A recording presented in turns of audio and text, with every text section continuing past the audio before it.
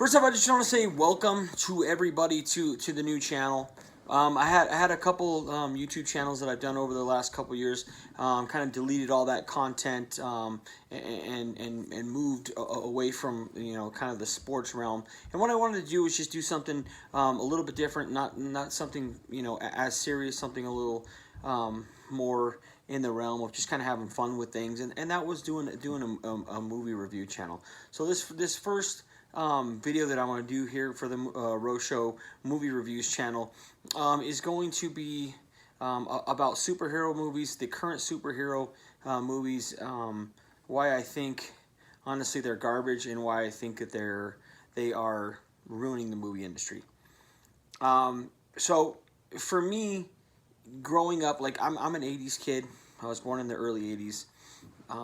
So for me, like the first real big kind of blockbuster superhero movie that I remember was Batman, 1989, with Michael Keaton, Jack Nicholson.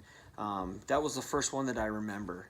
I know that in the late 70s, early 80s, Superman, 1, 2, 3, and 4 came out, and those really kind of revolutionized, what was kind of expected, or what a superhero movie looked like. Obviously now we've gotten way this way with things, but that really revolutionized superhero movies. I mean, before it was just kind of the Batman TV series, things like the Incredible Hulk, cartoon X-Men, the Amazing Spider-Man, the Fantastic Four, things like that, cartoons that I grew up as a kid watching. But really, Batman 1989 for me was like the first thing that I remember being like a mega event. Like it was such a big deal when that movie came out. Even leading up to it, it was insane to sit there and look at just the hype and the hysteria that was around that movie before it even opened. People literally buying tickets to movies that they didn't even care about just to get a look at the trailer. There was like hundreds of millions of dollars in merchandise sold before the movie even opened. I mean, it was insane. But what made that movie and what made like the Superman movies really unique was the fact that it was a long period of time before they came out. I mean, you're talking 78 to 84 for the Superman movies, and then you got another 5 years until a real superhero movie comes out. And then obviously after that, it was even another 3 years until they did Batman Returns, and then so on and so forth. Nowadays, it feels like there's a superhero movie that comes out every month. There's a new Avengers that comes out every month. There's a Thor. There's an Iron Man. There's a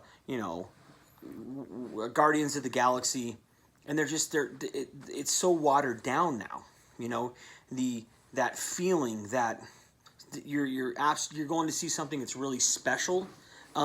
Isn't really, to me at least, maybe to other people it is, but to me it's not really there because there are just so many of them. It's so saturated, and everything is. If you go back and watch the Superman movies, and you watch like Batman and Batman Returns, there is some special effects and stuff that takes place in those movies, but it's probably 80%, just acting, and 80%. Real life props and things of that nature. It wasn't really like, it is nowadays where it's like 10 to 20% is real and then 80% of it is just CGI and stuff. I'm not a big fan of having things just overly computer generated. I just think it loses a lot of its feel. And I understand that comic book movies and comic book characters and everything like that are supposed to be larger than life. They're supposed to have superpowers. They're not supposed to be like normal human beings, and that's what makes it cool and that's what makes it entertaining. It's a different world and people with powers and stuff like that. But I think the Superman movies and the early Batman movies, which to me I don't think anything after Batman Returns is really worth a piss in my opinion. The Nolan trilogy is okay, but I'm not as big a fan of those movies as I was Tim Burton's Batman and Batman Returns. I think, to be quite honest with you, that Nolan's trilogy is good, but I think it's really overrated, and I think it's overrated for the simple fact that Heath Ledger died, and his role is looked at as an iconic, like, kind of cultish or a cult feeling to his role because he you know, he died after they, you know, kind of filmed the movie. So I mean, I don't really want to get into all that. Maybe I'll do it in a different video. That's not really the point of this one, but I just think that we've gotten so far away from like the reality of things and made everything so computer generated. And there's so many movies, superhero movies coming out, that everything's so saturated. And I also think that because these movies are coming out in the abundance that they're coming out in, and that there's so many people in these movies, you know, there's 10, 12, 15, you know, A-list or not, if not B-list stars in these movies, that people, you know, that's what they want to see.